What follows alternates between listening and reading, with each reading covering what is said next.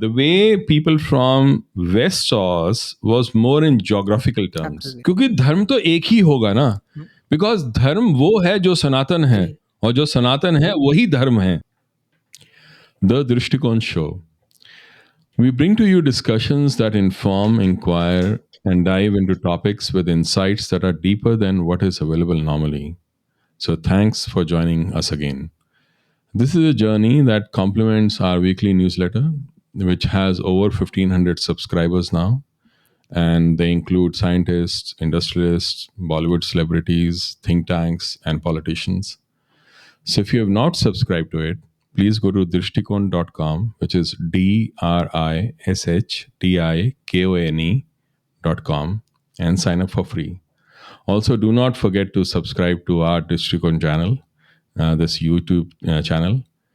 And with that, let's start. So today's topic is pretty straightforward if you are entrenched within Dharma. Dharma, which is a result of seeking and not belief. But it can also be very controversial for those who say one thing but argue another. They argue that the belief systems, specifically the Abrahamic ones, are rigid result of imagined beliefs of man and not aligned to fundamental truth. The fundamental truth is reflected in Dharma. Yet every argument that they present relative to Dharma and Hinduism is as if it was a bunch of beliefs, right? Rigid mental constructs that are accessible only via interpretations. But Adhyatmic path or the spiritual path starts when belief ends. Spiritual path is not accessible to those who believe something. For belief is just a very poor proxy of truth. And I was lucky to find a friend in Kaustubh Gaur who's learned, smart, and has been actually instrumental in making the Drishtikon show possible in many ways. So, welcome, Kaustubh. Namaste, sir. Namaskar. Thank you for having me. Namaskar. And I think the main reason Drishtikon show is possible is you and your knowledge. Yeah, and actually for the subscribers tuning in, first of all, thank you so much for that. The early showing, showering your love in the last podcast. We are near 1,000 views, and we would like you to also like, because as you like, the YouTube algorithm thinks that people are interacting with our videos, and similarly it will promote us more, and we'll get this information to as many people as possible. So as you are tuning in, it was my humble request to please hit that thumbs up, or very Thank you. specifically please watch this video as soon as possible, क्योंकि हमें नहीं पता कि ये delete भी हो जाए तो, because things are gonna get controversial. Right. Because the topic is yoga Hindu? Ji. So what do you think, Kaustubh? Why don't you start off? Because last time we talked about this, we had some disagreements. मतलब not too much, क्योंकि my source of knowledge is you, so how can you disagree with the source of knowledge? But uh, where it was a very interesting point that you raised, and you said that you don't look yoga as Hindu, but you look yoga as dharmic. But here is how I like to see it, and I'd like you to tell me if I'm wrong. तो बात ये है कि whenever we use the word Hindu and we use the word yoga, what is common between them? Hindu किसे कहते हैं? So most people would argue that it's a geographical identity. And if Hindu is a geographical identity derived from the word Indu, or some people like to say it's the Himalayas and the Sagar, and those are the two defense lines. So still it's geographical, like Jewish. So let's say that if yoga is Hindu and Hindu is geographical, so what is yoga? Yoga is also geographical. And if yoga is geographical, why is there a barrier to accept that in that geography, the culture which thrived, known as Hinduism, used to practice yoga, is the Right. grassroot of yoga? So मेरे को समझ नहीं आता, आप मुझे समझाइए कि Right. क्यों, व्हाई देयर मैं इज दिस? इसको ऐसे देखता जी हूँ कि सो हिंदू के दो अर्थ हैं, जी, दो तरह से उसको देखा अप्रोच है। किया। एक तो how people from the west side when they like approached us, the way they saw it, and the way the like people from far east saw us. The way people from west saw us was more in geographical terms absolutely, कि सिंधु के दूसरी तरफ जो लोग लोग रहते हैं। रहते हैं, they are all Hindu. But the way the uh, uh, the Chinese or the other travelers who came from the east, when they looked at us, जैसे सिंध सांग जो थे, जी, when they looked at us, they said, "Well, this is a cultural ethos." They saw us as a cultural ethos in terms of civilizational ethos, right? We were a civilization which were very, very different in terms of our understanding of how things really are in the spiritual realm, right? So that's how they saw it. Now, when I look at Hinduism, I always see it as yoga is like a fundamental science, and Hinduism is one of its applications. And what I really mean by it is that yoga is when the yogis actually practiced all the spiritual work that they did, they came up with some realizations. उनको वो श्रुति कहते थे। जी, श्रुति जो है ये नहीं कि किसी ने सुना, वो जो किसी ने एक्सपीरियंस किया। तो वो जिसने जो एक्सपीरियंस किया है Shruti, that was the experience that they intertwined in terms of normal daily practices, normal daily life, activities that created a culture which was geared towards just one thing, liberation and moksha. Moksha jo hai, that was the highest ideal for us. Now people say, well, there are four or five pillars of dharma, and moksha is just one of them. But मोक्ष, ये जो understanding है, ये भी हमें कुछ western oriented thinkers ने हमें दी है। अगर हम खुद उसको समझने की कोशिश करें तो ये समझ में आएगा कि वो एक लेवल्स ऑफ बीइंग है एक इंसान का। You know like if we look at our scriptures, it will be very, very clear how, say, Krishna or say Shri Ram or even Vashishti actually looks at what really, moksha and dharma really is. And it is always in just one simple sense that it is the fundamental truth, the primordial truth that is underlying everything else. And that is eternal. तभी धर्म जो है वो हमेशा सनातन होगा, और जो सनातन है वही धर्म होगा। जी, तो it is like one the same thing, right, in that sense. So the culture that came about from that dharmic understanding that the yogis and rishis brought about was, in my view, called Hinduism. Now there are many applications that happened of yoga and that science, that yogic science that we had, right, in terms of जो हमारा धर्म था. जी, Buddhism is one of the applications also. So was Sikhism for quite some time. So is Jainism, and even Taoism, like in many ways, right? Now, all these are applications, but they are not really Hinduism, but they are dharmic. So if somebody asks me question, is yoga Hindu? Then the way I look at it is, it's yoga created the application. The science creates the application. The application never creates a science, right? So yoga created Hinduism. Hinduism never created yoga itself. वो अलग बात है कि the way the entire cultural wars actually began and continued, Hinduism became the most remarkable and the only truthful repository of yoga.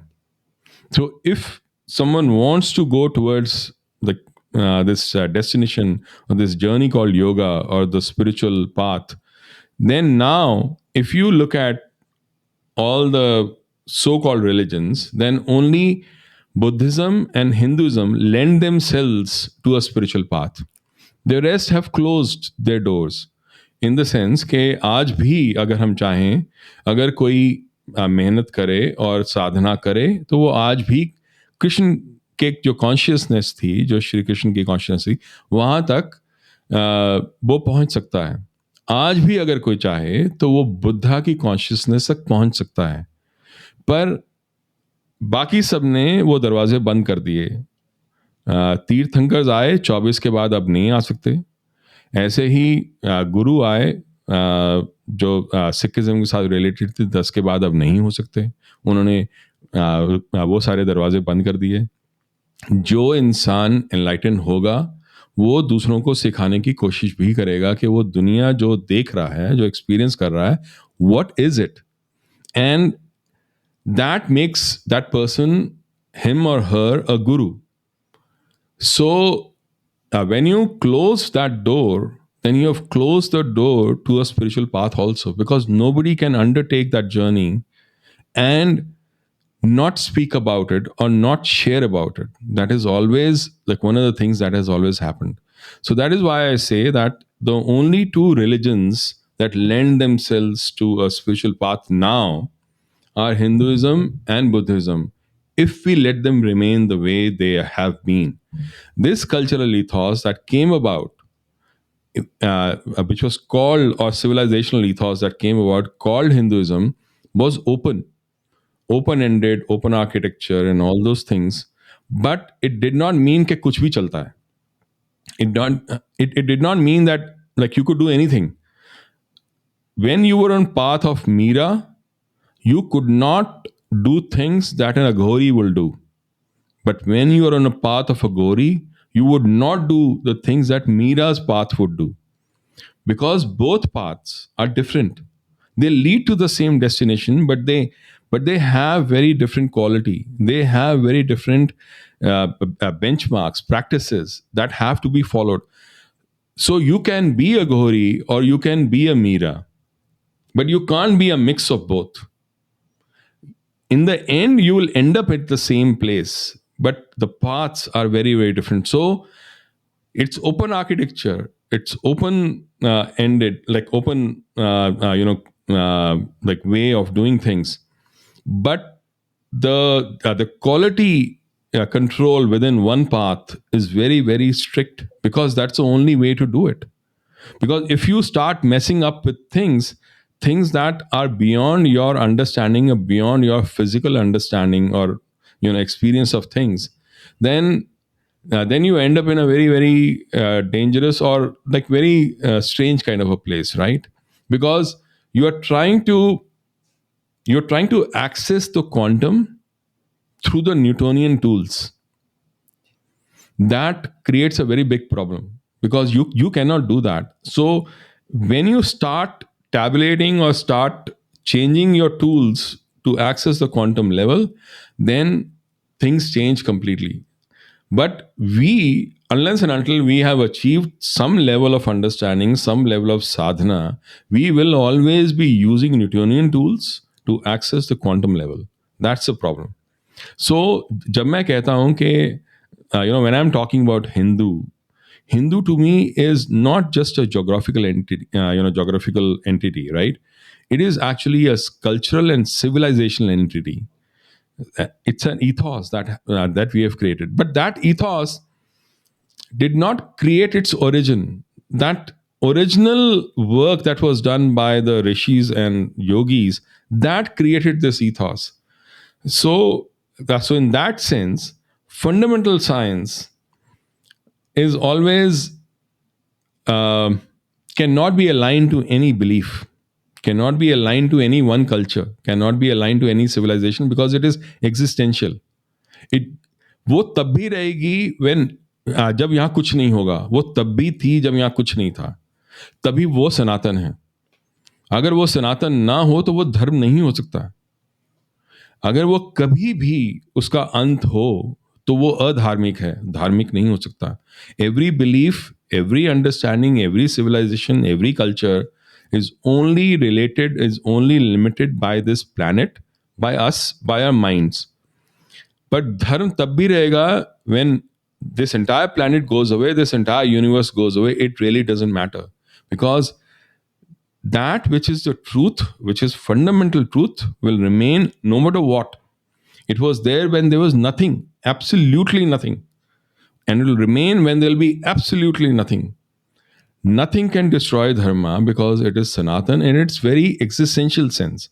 So, but a culture or a civilization is only relevant to a space and time and a planet and a certain kind of a geography and people.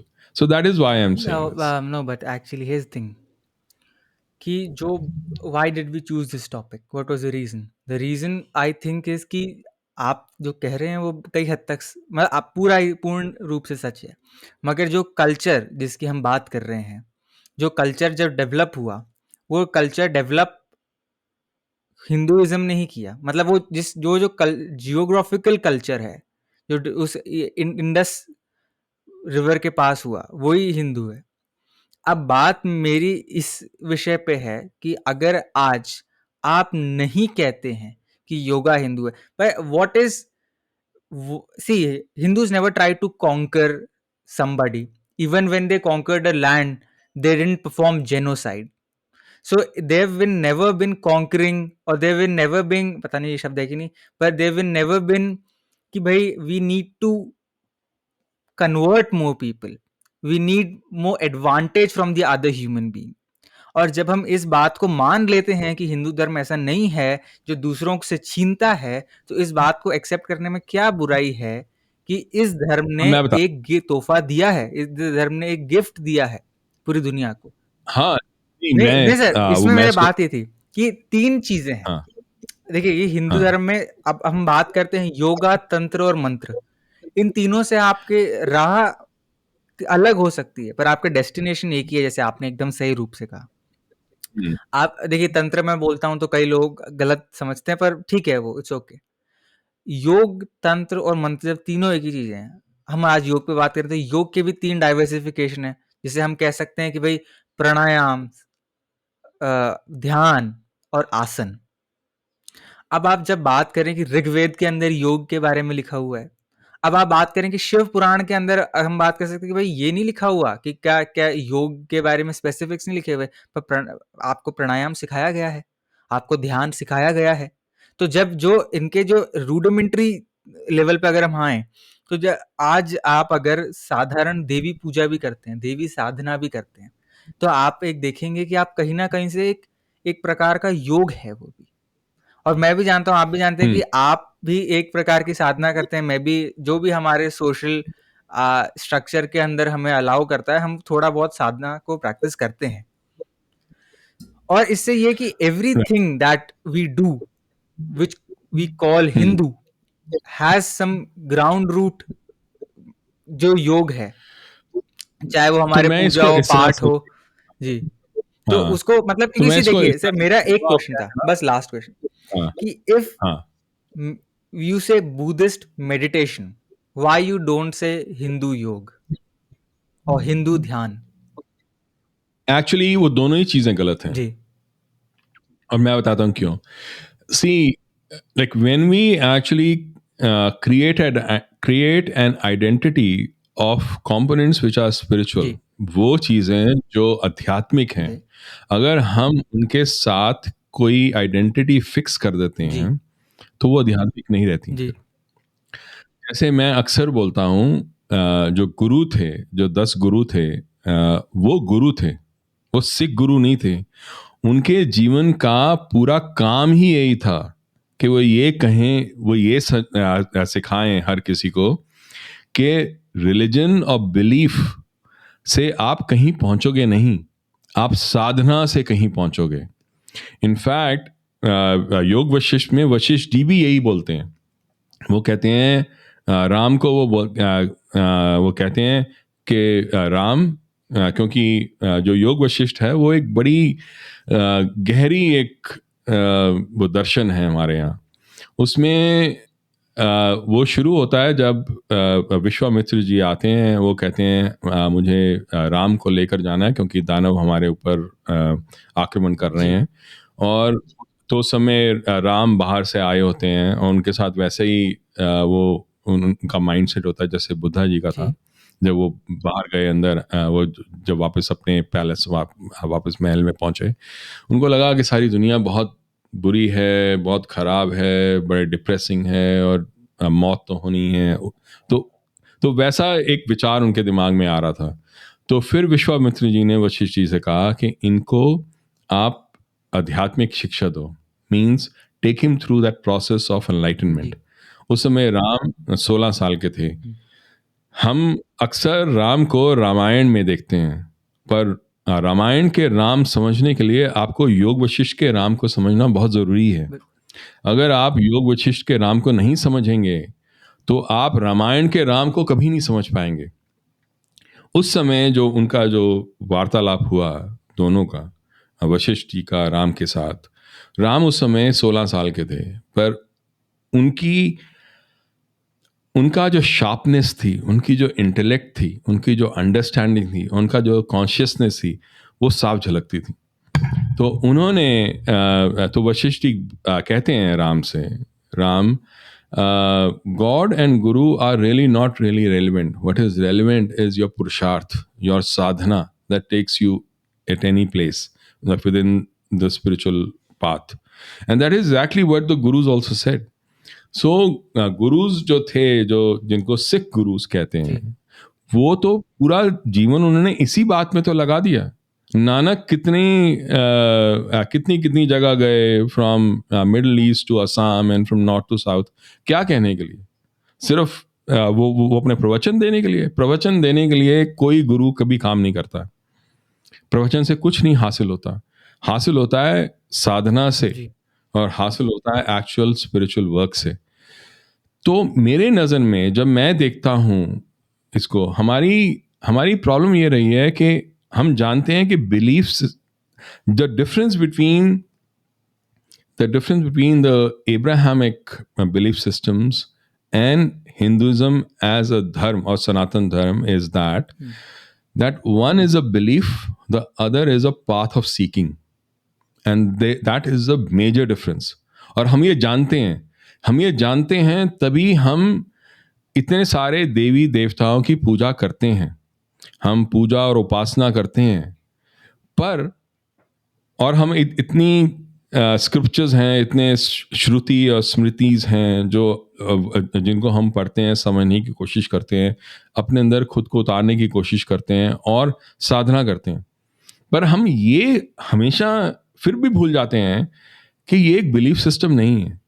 There is a difference between, जो हम कह रहे हैं ना, हम argue तो यही करते हैं कि dharma is not a religion, dharma is not a belief जी, system, but yet we always posit dharma as a belief system. कि भाई अगर ये ये हिंदुइज्म ने तो क्रिएट किया था, हिंदुइज्म ने योग नहीं क्रिएट किया था, हिंदू योग ने हिंदुइज्म को क्रिएट किया था। योग became the culture that came about because of what was created from yoga as Hinduism became its most true repository. That is true. जो दरवाजा, जो कमरा, जो योग ने बनाया, जो कंस्ट्रक्ट किया, that has still has a door that leads you to its ultimate path.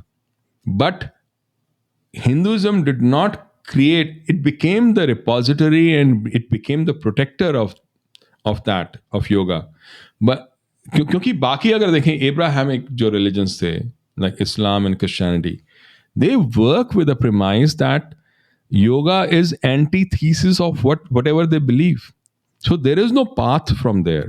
अगर उनको एक कमरा मान ले एक घर के अंदर, तो वहां से तो कोई दरवाजा निकलता ही नहीं है, वहां से तो कोई विंडो भी नहीं निकलती जो योग की तरफ जाए, क्योंकि उन्होंने तो मान ही लिया है कि वो एक बिलीफ है।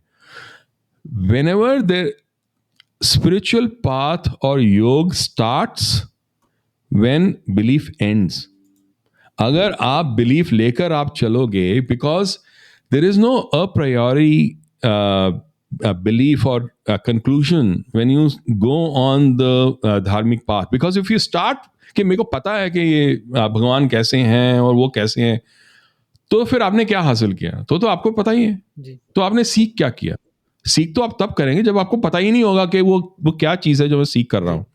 Because if you ever have that, you know, um, hmm, experience of that ultimate, one would realize that whatever one had ever thought, understood, read, spoken, heard was all BS, because that really doesn't matter.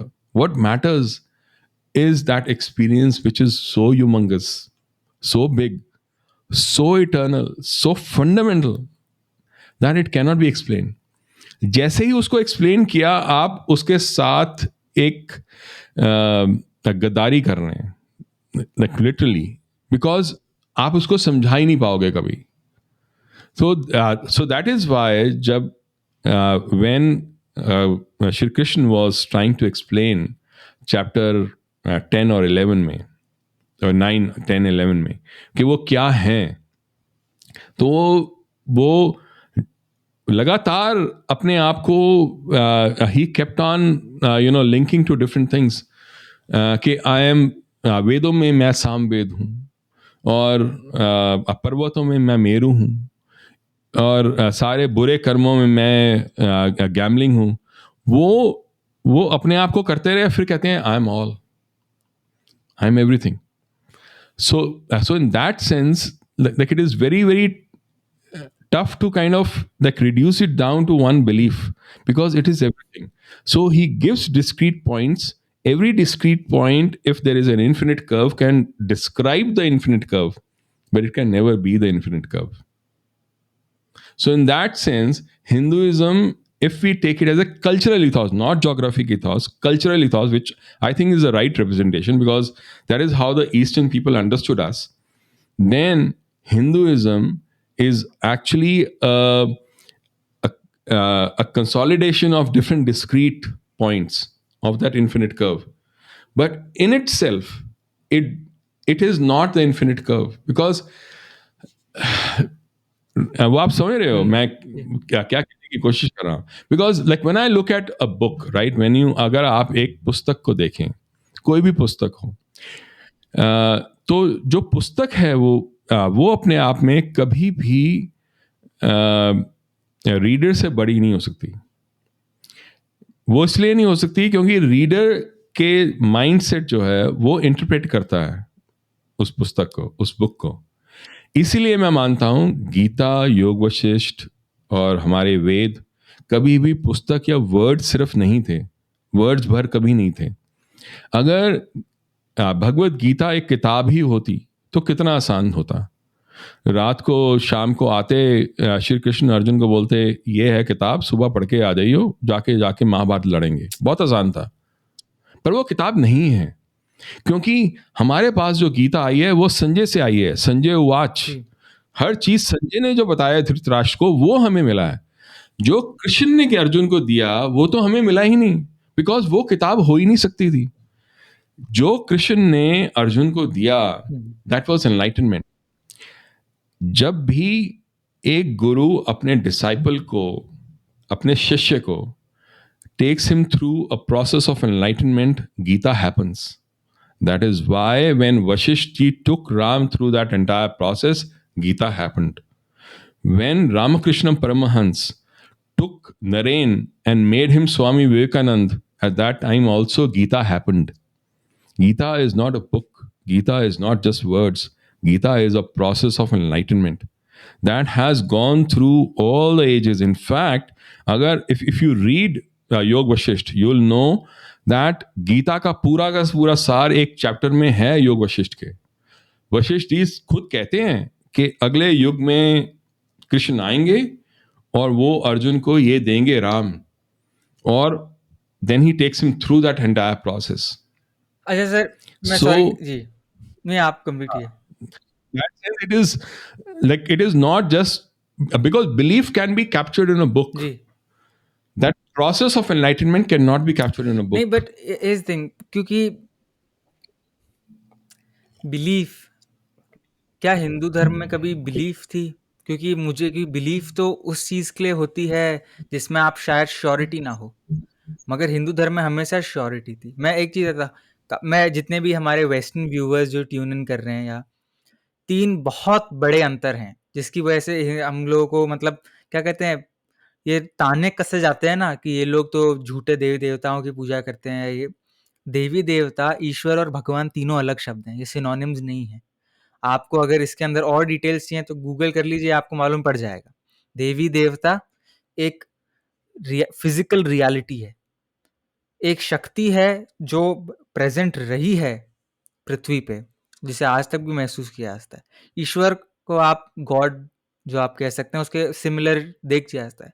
भगवान भी, मेरे sir ज़्यादा better जानते होंगे, मगर भगवान भी एक प्रकार से वो इंसान है जो यहाँ रहा हुआ है, जिया हुआ है, और उसको आप गॉड भी नहीं, उसको भी आप गॉड नहीं कह सकते। ये तीनों ही गॉड शब्द जो अंग्रेजी का है उसमें फिट नहीं होते। हर हिंदी शब्द का अंग्रेजी रूपांतरण नहीं मिल सकता, असंभव। और ये बात Hmm. बहुत सही है कि आप बोले कि ये हजारों देवी देवताओं की पूजा करते हैं। भाई साहब, devi devata are not gods, they are very different, and you can not fit them into this. दूसरी चीज सर, मैं So कहना ईश्वर जी, को, हाँ, आप बोलो पहले, फिर मैं आपको फिर मैं नहीं बात आप करता हूँ बोलिए, उस कि पर। मेरे मेरे के लिए, मेरे पास आपके लिए दो सवाल हैं, तो आप वो बोलिए, फिर मेरे को सवाल पूछने हैं। तो पहले मैं ये समझाने की कोशिश करता हूँ। तो योग वशिष्ठ में मैं बार बार वो कोट करता हूँ बिकॉज मेरे नज़र में जो श्री राम को ज्ञान मिला जी उसको समझना बहुत ज़रूरी है। और अगर आप श्री राम बन के, एक शिष्य बन के, अगर आप वशिष्ठ जी की बात सुने तो आपको बहुत कुछ सीखने को मिलता है। आपको कम से कम एक इशारा ज़रूर मिल जाता है कि आपको इस तरफ जाना है। अब आप कैसे जाते हो वो आपके ऊपर निर्भर है। तो उसमें प्रहलाद प्रहलाद की कहानी है। जी तो जब मैंने बताया कि वशिष्ठ जी ने बोला राम से, Ram, God and Guru is not relevant, what is really relevant is actually your पुरुषार्थ। और ये बात सही भी है बिकॉज अगर आप देखो महाभारत में करीब 1 लाख लोग श्री कृष्ण के खिलाफ खड़े थे। उन्होंने जब तीर चलाए अर्जुन की तरफ तो वो तीर श्री कृष्ण की तरफ भी जी चले थे, right.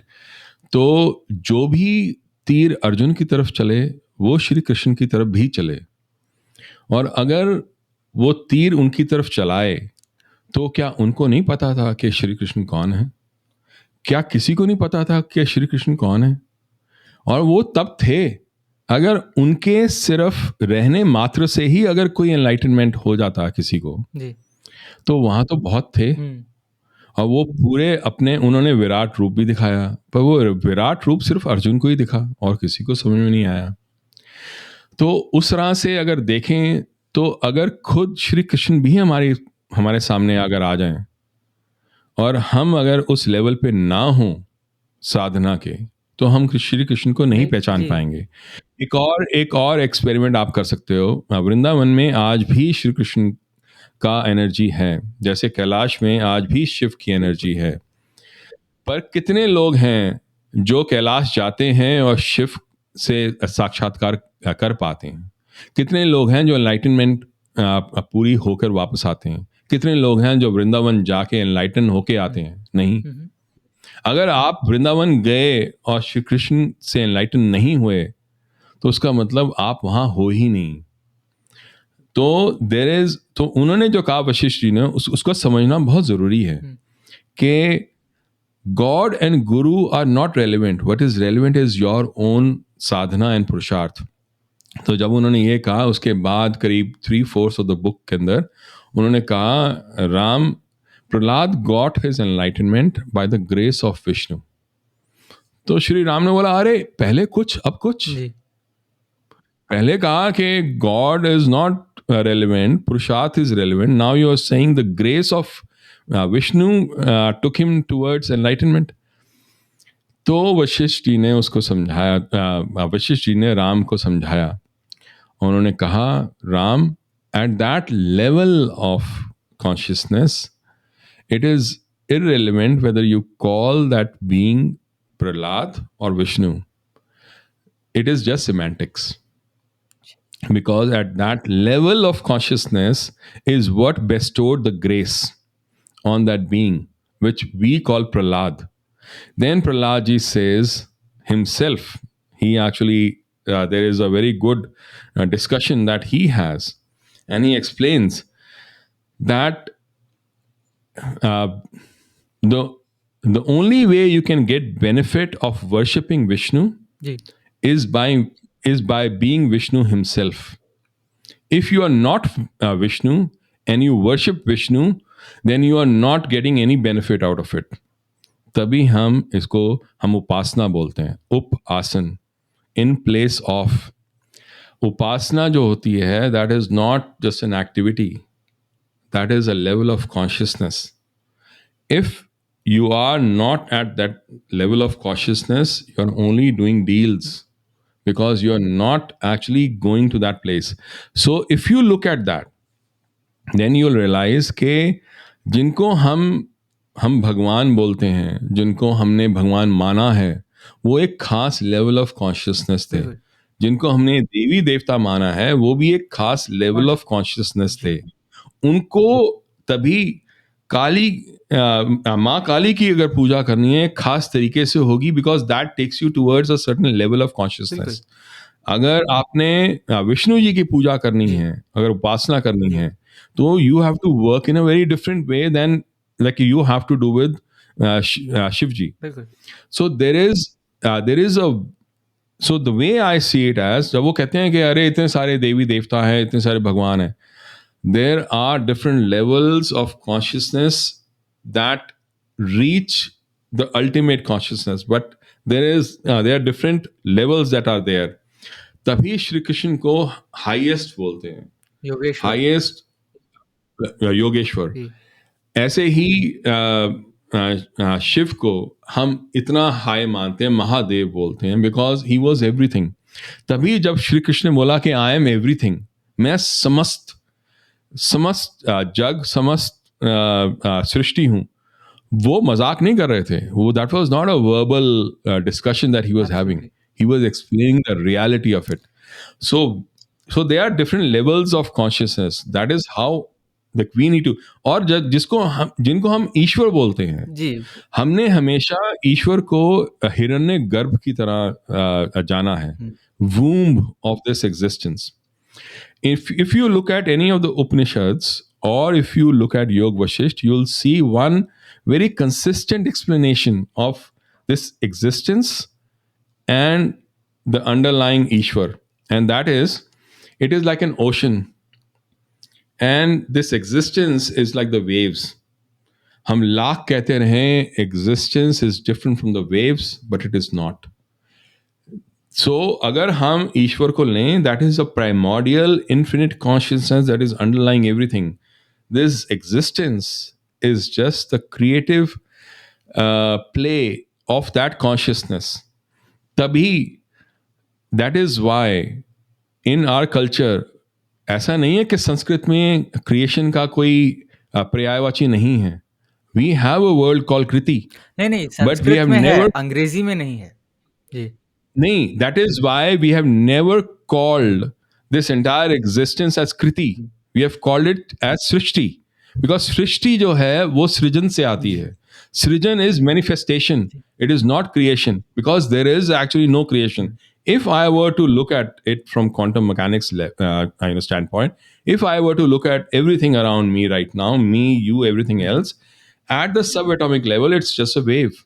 Somewhere between that subatomic level and this physical level, that wave becomes matter when mass enters the picture. Ji, That is why वो Higgs boson था, जिसको God's particle कहते थे, जी, that was a hypothetical particle that they hmm, said adds mass to the wave so it can become matter. Now, for us, we have understood that in our scriptures by a Rishi Muni, जो उन्होंने ये कहा कि at the subatomic level, everything is like an ocean, like an infinite ocean of consciousness.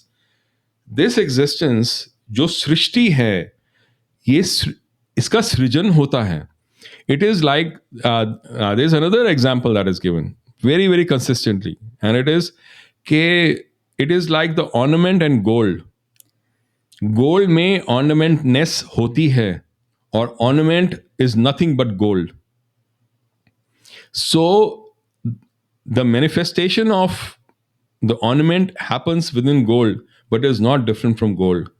Similarly, this existence is not different from the ocean of consciousness. It is that somewhere it takes on a shape of its own for some time, and then it goes back. And it like it is a way, for the observer it is some time. If you look at it from the quantum level, there is actually like nothing happening. It seems to take on a shape at every point. We are existing at quantum level and at the physical level at the same जी, time. That is why yoga helps us to connect both. जी, You, because तभी कहते हैं ना कि मानव जो शरीर है वो इतना ज्यादा दुर्लभ क्यों है. वो इसीलिए है क्योंकि यही एक शरीर है जिसमें यही एक इंस्ट्रूमेंट है. This is the only instrument that can connect the physical with the quantum at the same time. That is how, like, I see it, and that is how I've जी, बिल्कुल understood. नहीं sir, मैं but I will take you back towards the very fundamental question. अच्छा चलिए sir, एक काम करते हैं, टू अंडरस्टैंड इट बेटर मैं आपको इसको थोड़ा चेंज करते हैं, क्योंकि इसको थोड़ा मैं आपको सवाल को एक कॉन्टेक्स्ट में रिफ्रेज करता हूँ. उससे पहले आपसे एक राय चाहिए. राय ये है सर कि कई सारे योग गुरुज हैं इंडिया में, और जिनको we bow down to, we respect them, we respect every initiative they take. भाई अगर उनके प्रोग्राम से एक इंसान की भी लाइफ चेंज होती है तो इट्स ह्यूज. आप देखिए, क्योंकि जैसे अभी आपने बताया कि आप मतलब आप कैलाश जाएं और आपको कुछ महसूस ना हो, आप तो ट्रैकिंग के लिए, टूरिज्म के लिए जा रहे हैं. उसका कारण ये है कि आपके अंदर वो सेंसिटिविटी नहीं है. सेंसिटिविटी से मेरा मतलब कमजोरी नहीं है, मगर सेंस करने की एबिलिटी नहीं है किसी शक्ति. शक्ति तो वहां है और वो ओपन सोर्स है. बात सर ये है कि उन योग गुरुज को इसलिए तो नमन मेरा, मगर सर एक, क्योंकि देखिए मैं जानता हूँ वो ये क्यों कर रहे हैं, क्योंकि उनका भी अल्टीमेट गोल, हर गुरु का, जितने भी ऑर्गेनाइजेशन है इंडिया में, जो भी ऑर्गेनाइजेशन है, हर गुरु का एक ही गोल है कि we need more conscious people, we need more people to adapt this. इसलिए उन्हें एक प्रकार का एक सोशल रखना पड़ता है. एक वो क्लियर चीजें साफ तौर से नहीं कह पाते, उन्हें छुपाना पड़ता है. मगर मेरा ये सवाल है, सदगुरु जी ने, सदगुरु जग्गी वासुदेव जी ने, और कुछ भी कहने से पहले नमन, क्योंकि हम तो उनके मतलब बहुत प्रशंसा करते हैं, we bow down to him. मगर उन्होंने कहा ये चीज, मैं ख्याल से 6-7 साल पहले, and it was in a public forum, मतलब ये क्लोज्ड ग्रुप में नहीं कहा गया था. तो उन्होंने ये कहा, और आपको इंटरनेट पे मिल भी जाएगा, कि क्या अगर आप योगा को हिंदू कहते हैं तो क्या आप कंप्यूटर को क्रिश्चियन कहते हैं, और क्या आप ग्रेविटी को जूइश कहते हैं? पहला सवाल तो मेरा अभी आप रख लीजिए रजिस्टर्ड, कि ये सवाल मेरा पहला है. दूसरा सवाल मेरा ये है, चलिए एक बात को, इस डिबेट को अगर मान लीजिए कि, क्योंकि मेरा तो वही है कि भाई अगर हम जो हमारे हमारे जो जितने भी रिचुअल्स हैं, हमारे जितने भी हम जितने भी जो भी कर्म करते हैं, उसमें कहीं ना कहीं योग के वो 3 अंश कहीं ना कहीं हर तरह से जुड़े हुए हैं, हर रूप से जुड़े हुए हैं. मतलब it's not detachable. Without yoga Hinduism is not possible. पर हाँ, आपकी बात भी ठीक है. तो अच्छा, अब इस बात को आप मानिए सर, आज से आप तो खैर आप जानते होंगे कि यूएस के अंदर बियर योग चलता है. मतलब आप बियर पीते जाओ, योग करते जाओ, या क्या कहते हैं, स्ट्रेचिंग एक्सरसाइज बना दिया है उसे, वर्कआउट के लिए, वेट लॉस के लिए. तो स्पिरिचुअल कैसे हुआ भैया? आप अगर बूज खोल रहे हो तो मतलब वहां तो मतलब पार्टियां हम्म. चल रही है योग के ऊपर. तो आपको नहीं लगता कि हम्म. ये कहीं ना कहीं तरीके से ये इनके रूप में ऐसा गलत ट्रांसलेशन कर रहे हैं? और अगर ये गलत ट्रांसलेशन कर रहे हैं, तो आपको नहीं लगता इसके लिए लोगों के ये जानना बहुत ज़रूरी है कि योग का हिंदुइज्म से बहुत स्ट्रॉन्ग कनेक्शन है? और दूसरी चीज़ मैं बताऊँ कि अच्छा चलिए मान लेते हैं कि अगर योग हिंदू नहीं है, मगर योग हिंदू से जुड़ा हुआ है, तो क्या आपकी ये मान्यता है कि आज ये ज़रूरत है कि इसको बताया जाए कि योग हिंदू है और इसको सीखने के लिए, इसे समझने के लिए आपको भारत आना पड़ेगा। आना नहीं पड़ेगा तो यहाँ पे भारत से क्वालिफाइड इंसान से सीखना पड़ेगा। इसको और डीप तक समझने के लिए आपको इंडिक सिविलाइजेशन को भी समझना पड़ेगा। इस बात को क्या हमें मानना चाहिए? इस बात को क्या हमें एस्टैब्लिश करना चाहिए कि अगर योग हिंदू नहीं भी है तो फिर उसका और हिंदुइज्म का एसोसिएशन क्लियर और पब्लिक होना चाहिए, उसे सेक्युलर नहीं करना चाहिए? क्या आप ये दो पे मेरे को आपका आप ओपिनियन चाहिए। हाँ, बड़ा तो ये बड़े अच्छे क्वेश्चंस हैं। जी, तो हाँ, सदगुरु ने कहा था जी, और मैं जानता हूँ कि उन्होंने कहा था, जी, और मेरी नज़र में उन्होंने उसी कॉन्टेक्स्ट में बोला है जिस कॉन्टेक्स्ट में मैं बोल रहा हूँ जी, कि if you make yoga as a belief system or as just a physical exercise, then you have totally lost the whole plot, hmm, because it is not a belief system. Yoga can only happen when all the, जैसे पतंजलि में भी कहा है और बाकी जो है योग सूत्र और बाकी जो हमारे स्क्रिप्चर्स हैं उसमें ये कहा है कि जो मेंटल मूवमेंट का जो सेसेशन होता है, हम्म, जब पंचभूत जब का समन्वय हो जाता है, जी, उसको योग कहते हैं। हम्म, तो उस समय जब पंचभूत जो हैं उनका समन्वय जब होता है, at that time there is no belief left any more, because you have gone beyond all that. In fact Shri Krishna भी गीता में यही कहते हैं कि जो तीन गुण हैं उनके जब आप परे जाते हो, बिकॉज जब तक आप डुअलिटी में रहोगे तब तक आप उन तीन गुणों और पांच भूतों के आसपास ही घूमोगे। जब आप उनके पार जाओगे तब आप एक एक योगी कहलाते हो। हम्म, ये श्री कृष्ण ने भी कहा है। तो अगर उसके तरीके से देखें, अब उन्होंने ये बात को समझाने की कोशिश की in a very contextual term, in a very contemporary way, that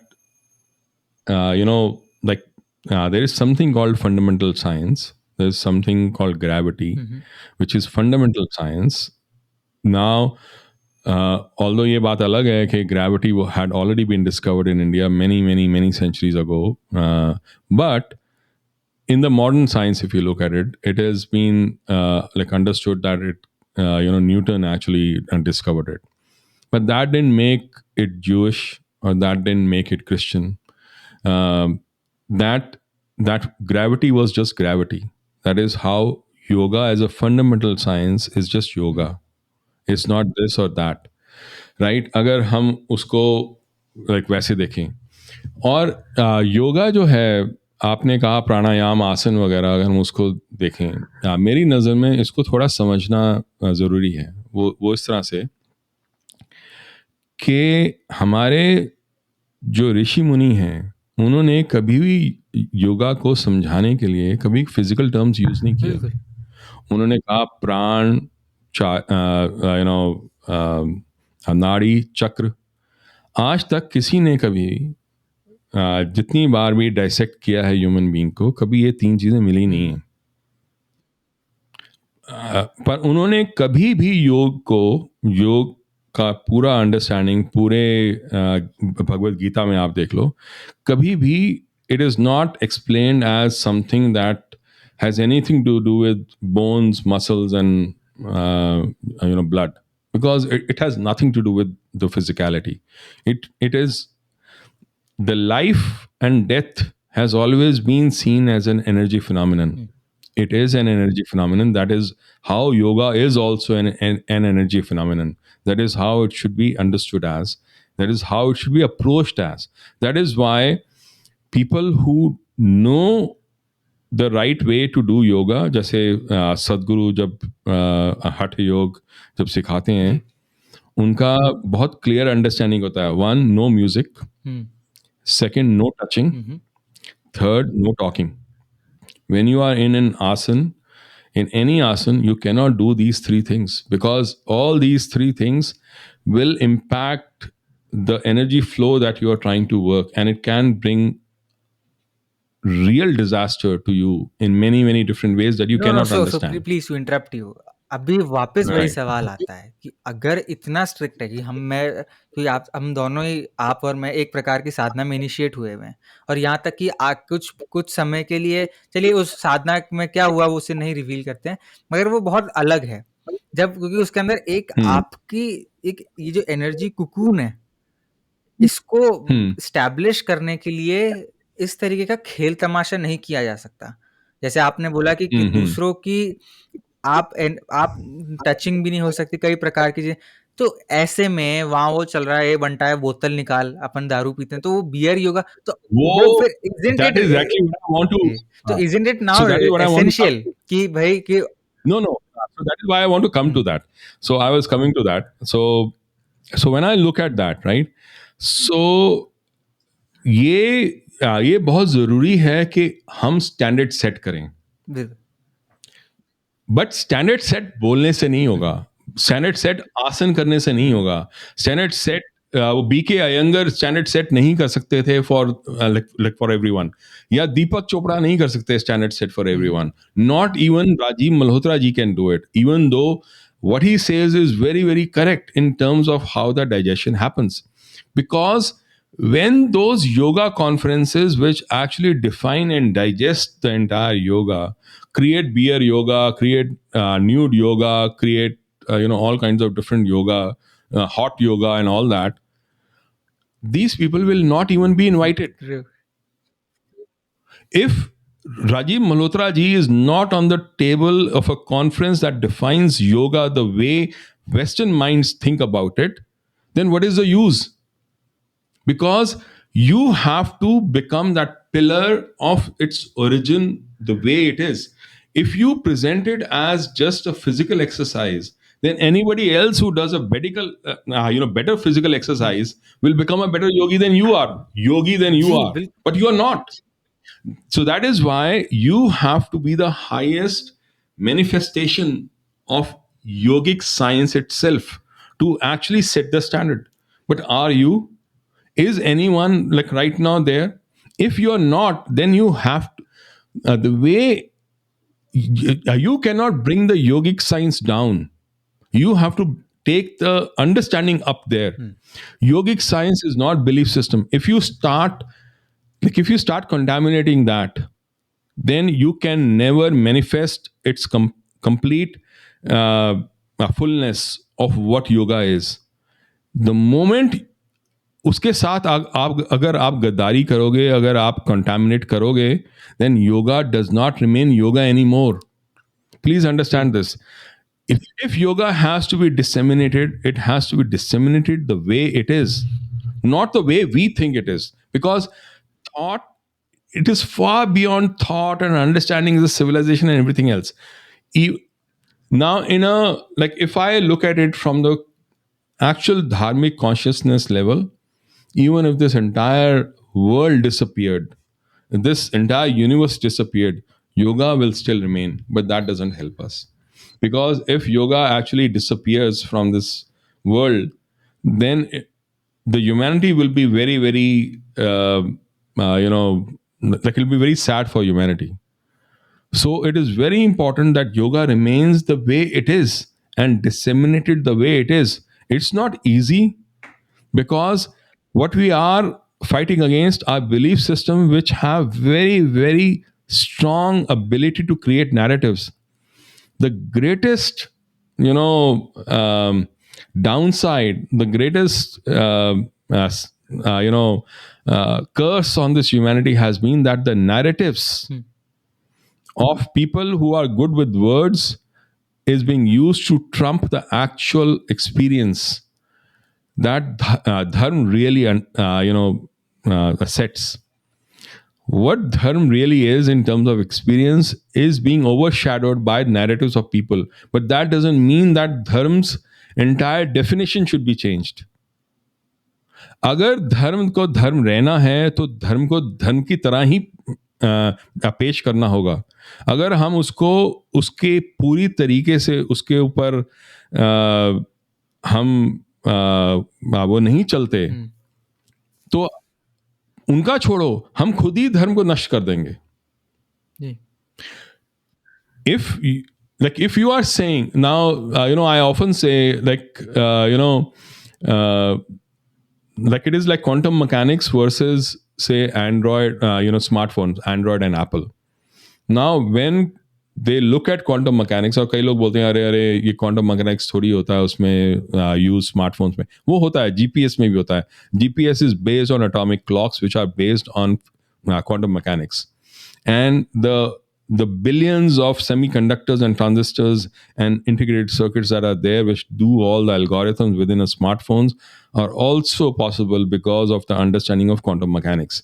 Now if that quantum mechanics the way it is, if it is contaminated by अरे मैं तो एंड्रॉयड का ख्याल करूंगा और मैं तो एप्पल के लिए करूंगा, वो फिर वो फंडामेंटल साइंस रही जी कहाँ? हाँ. So the question, we are, the gurus have to do what the gurus do. They have to preserve yoga and disseminate yoga the way it is. We are lacking when we cannot find the narrative of truth to fight the narrative of untruth. It is our problem, not theirs, because they cannot do that. They should not be doing it. If they contaminate dharma, if they bring it down, तो दूसरों का छोड़ो, हमने खुद ही बर्बाद करके रख दिया. वो धर्म बचा कहाँ फिर? बात सच है. नहीं मगर फिर भी ये, पर क्योंकि फिर हम वापस उसी पे आ रहे हैं. ये पाथ जो है, ये रोड आसान नहीं है, बिल्कुल. पर ये रोड मुश्किल है, पर हमें चलना होगा उस पे, और चलना होगा सारे के सारे जो धर्म के जो इम्पोर्टेंट जो क्रिटिकल कंपोनेंट्स हैं उसको वैसे ही रखते हुए. ये आसान नहीं है. Greek civilization was destroyed by the Christian theologians or Christian extremists. अरे सर आप मतलब बैन करवा Because, रहे हो video. no, I'm saying because that's how it was, जी right? जी. Like if anybody can read the Darkening Age, one will see very clearly how it was done was because Greeks did not preserve their entire experience, understanding, and knowledge as an experience itself. वो कहते हैं कि 300 AD में जी कोई ये believe ही नहीं कर सकता था that the Greek civilization will ever not be there. But by the end of the 500 AD, nobody could ever believe that there was this thing called a Greek civilization. And why? Because somebody said that by that time, and like people say, Array, if Greek civilization was so amazing, why is it that people could not preserve it? Ji. And somebody said, because they had come to believe that it's not preserving anymore, worth preserving anymore. And that is the whole problem. कि अगर हम इसको belief की तरह ले लेंगे, जो बहुत सारे जो हमारे जो रिलीजन्स हैं, जो which started as a spiritual practice, which started as a spiritual path, what they have become now, there will come a time when they'll actually start thinking whether it's even worth doing it. And people are, what is happening in Punjab in terms of conversion that is happening, in terms of the high drug usage, is because of that. There is a spiritual vacuum. Because people have come to understand or come to question, is it even worth it? That should not happen. That question, is it even worth it, should not happen. But that can only be preserved if dharma remains dharma and not a belief. It should not become a belief. No, so I'll ask you two more questions, and I think these will be my Yes. final two questions. तो अब sir इसमें बात ये है कि let's now look at the positive side, क्योंकि Hmm. तो I think we are at a conclusion कि अगर हम इसे डिफाइन करना बंद कर दें कि ये हिंदू है या हिंदू नहीं है, तो वो ज़्यादा बेटर होगा. और दूसरा, अगर हम ये कहें कि इज योगा धार्मिक, हम्म, आई विल से 100% पर इट सर इज धर्म धार्मिक. तो एक ही है. अगर नहीं धर्म, वो मैं वही कह रहा हूं, क्योंकि सबने अपने बिलीव्स और नैरेटिव्स बना लिए which were anti dharmic and anti yoga and anti spirituality itself. Hmm, That is why हम कहते हैं एक ही धर्म है, क्योंकि धर्म तो एक ही होगा ना, हुँ, बिकॉज धर्म वो है जो सनातन है, जी, और जो सनातन है वही धर्म है. So it doesn't matter whether you're living here or on Pluto or anywhere else, whether this universe remains the way it is or there is multiverse. If you remain in different like universes, the dharma remains dharma because it is Sanatan. Even if the entire universe did not exist, dharma will still remain the way it is in terms of the fundamental primordial law which governs this entire universe and this existence itself. Right. So उस तरह से तो वो रहेगा. But जो ये जो ये बाकी के जो रिलीजन्स हैं, अगर हम उसको लाइक उससे डिफ्रेंशिएट नहीं कर पाएंगे, तो फिर तो प्रॉब्लम नहीं होगा सर, हमें. पर इसमें मैं तो जैसे कि बात ये है कि अब अगर हम इसको ऐसे ही ब्लॉसम होने दें, यानी इसको जो अभी जो है, वो फॉर्मेट सही है कि भई let the yoga gurus, because now they have gained enough credibility even in the Western world. And I, being part of some organizations, I know that they have gained credibility in the Western world, and people have started acknowledging this कि जी हाँ, ये भारतीय संस्कृति का हिस्सा है, ये भारतीय संस्कृति है. तो अब आपको ये, जैसे सर एक मैं बताऊं कि अ, एक we were talking day before yesterday about a song called Grace. It was by missing the name. It was by a Japanese singer. फ्रूगेजी, I am not sure what was his name. तो उसके अंदर एक बड़ा खूबसूरत scene आता है. अच्छा, एक बड़ी अच्छी बात है उस गाने की कि उस गाने के अंदर इंडियन सिटीज को प्रॉप्स की तरह नहीं यूज किया गया. वहां कमेंट में लिखा हुआ है कि इंडियन सिटीज को प्रॉप की तरह नहीं यूज किया गया, बल्कि ये बताया गया है कि भारत आकर उसे ही फाउंड हिमसेल्फ. और उसके अंदर बड़ा ब्यूटीफुल सा सीन है, मैंने आपको भेजा है कि he goes to Lord Shiva, he touches his hand, और एकदम से suddenly he is in he's somewhere beyond physical. और वो अपने लेफ्ट में देखता है. अब लोग बोलेंगे कि he would have seen God, मगर उसने जब अपने लेफ्ट में देखता है तो वो खुद को ही पाता है, खुद को ही देखता है तिलकधारी अपने आप को, क्योंकि यू आर शिवा. तो अब ये बातें एक जापानीज आदमी कह रहा है इतनी खूबसूरत तरीके से. रामायण जब बनाई गई, जो बहुत अच्छी है, द लॉर्ड राम वाली, द प्रिंस ऑफ अयोध्या, वो जापानीज एनीमे बनाया गया, इतना पॉपुलर है वो भी. मैं ये नहीं कह रहा सिर्फ जापानीज, मैं कह रहा हूँ कि अभी एवेटार मूवी आई, तो उधर डायरेक्टर सर का कहना है कि he is very influenced by Hinduism, so we are making an impact finally. But why is people here not understanding it, not acknowledging it? उल्टा वो तो भाई साहब वो तो रोक रहे हैं कि नहीं नहीं नहीं नहीं नहीं नहीं नहीं, this is not Indian, no no no, this is not Hindu, no no, this is not Bharatiya. तो बिकॉज आई थिंक अगर ये आधा बैरियर इसे खत्म कर दें, आप इसे प्राउडली एक्नॉलेज करें, प्राउडली इसे अपने आप में माने, सिद्ध करें, तो आपको ये बैरियर हट जाएंगे, तो आधी समस्या तो वैसे ही सॉल्व हो जाएगी. क्योंकि अगर अब आज, बिल्कुल. जी जी सर, गो हेड, गो हेड. नहीं सर, क्योंकि आधी समस्या तो वैसे सॉल्व हो जाएगी. अब अगर कोई आदमी रेफर करता है, वो गूगल करे अगर, और ये जो हमारे सो कॉल्ड ज्ञानी लोग हैं, एक्सपर्ट्स हैं, जो अब आप, मैं सो कॉल बोल दिया, आप समझते होंगे, उनकी वीडियो देखे तो उनको लगेगा कि यार हम इस चीज को डिस्कवर करने आ रहे हैं, और ये तो वहां के ही रहने वाले लोग इसके खिलाफ बोल रहे हैं, वहां के ही रहने वाले लोग नहीं, इसके. हम खिलाफ नहीं बोल रहे, तो यही समझना जरूरी है. बट फिनिश योर क्वेश्चन नहीं सर, फर्स्ट. तो वही है कि मेरा मतलब हम नहीं, मैं तो एक जनरल बात कर रहा हूँ, कई हाँ, सारे हैं. तो मैं इसको so like we have to understand, so all those people within India who are trying to uh, belittle or actually more importantly demonize yoga and demonize Hinduism are actually no different from those who follow a certain belief system which inherently says that all the spiritual paths other than what they believe in are antithesis and are wrong and have to be destroyed.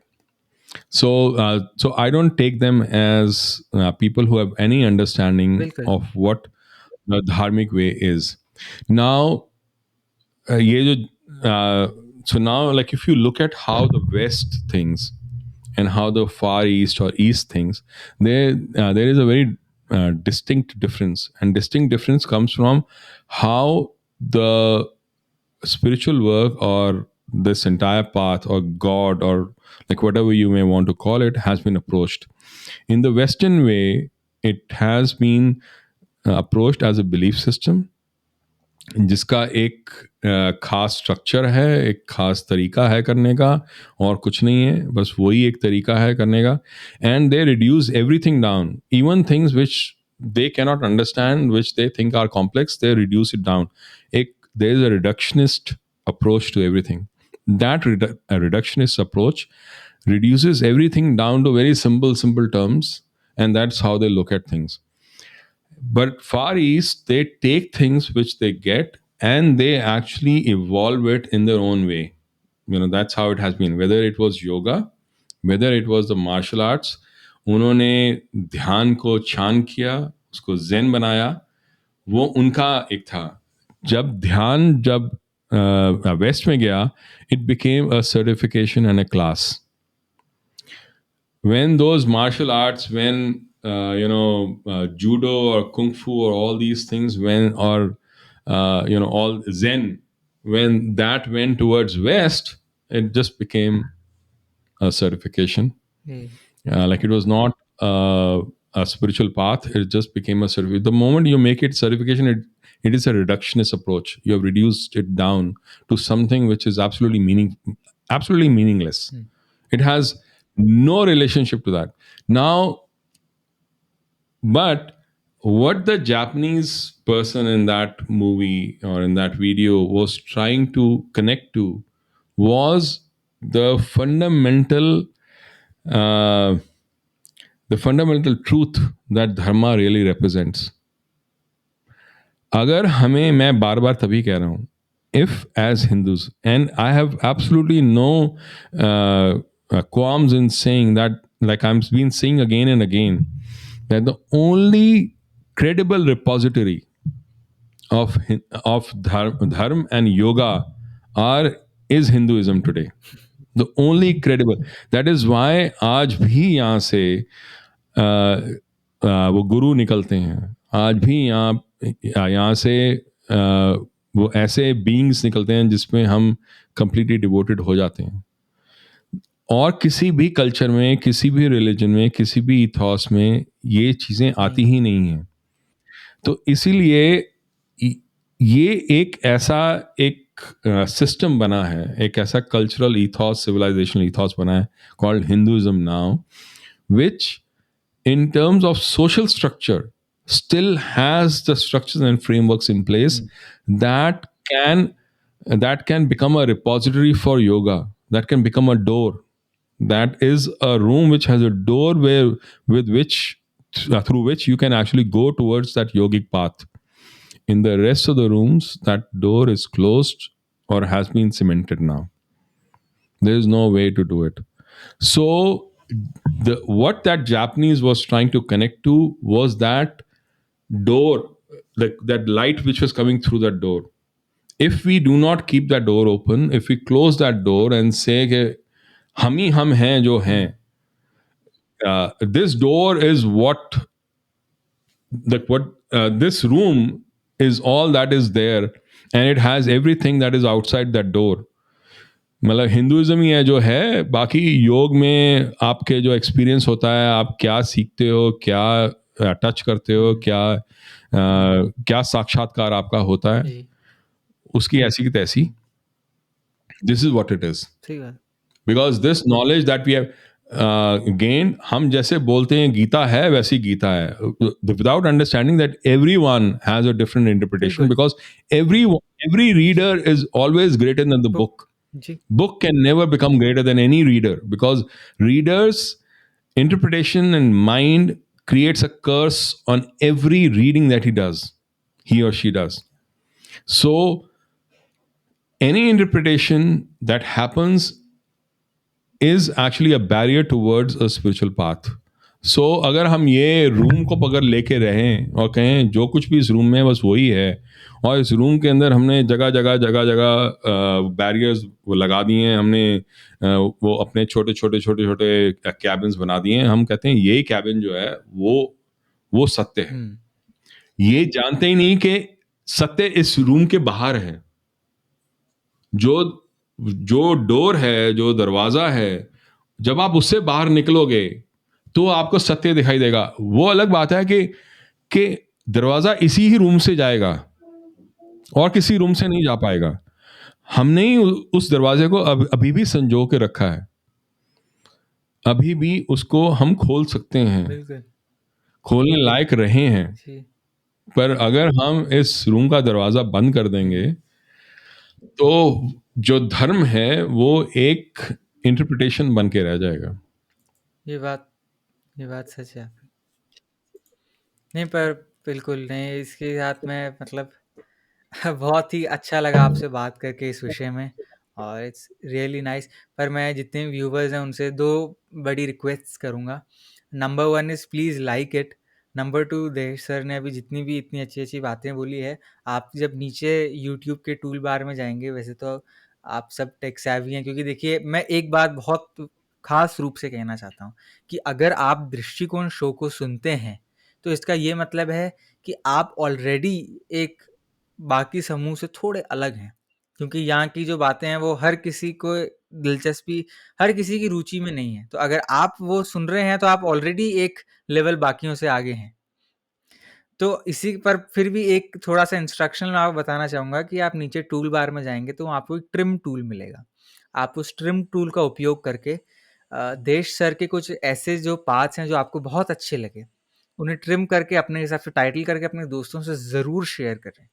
हम लोग तो shorts बनाएंगे ही, मगर उसके अलावा आप लोग भी शेयर करें इस शो की, और जितना आप इस पे प्रेम दे सकें प्रेम करें हम सबसे। बहुत बहुत धन्यवाद ट्यून करने के लिए आज, बहुत बहुत धन्यवाद सुनने के लिए दृष्टिकोण शो को। और इसी के साथ और भी बेटर कॉन्वर्जेशंस लाते रहेंगे। अगर आप लोगों का कोई भी सजेशंस है, please write it down in the comment section. Please comment anything, thank comment you anything good और bad. For correct. I totally agree, but जो भी कौस्तुभ ने बोला है वो बिल्कुल सही बात बात सही है। है। Please. Thank thank you. You.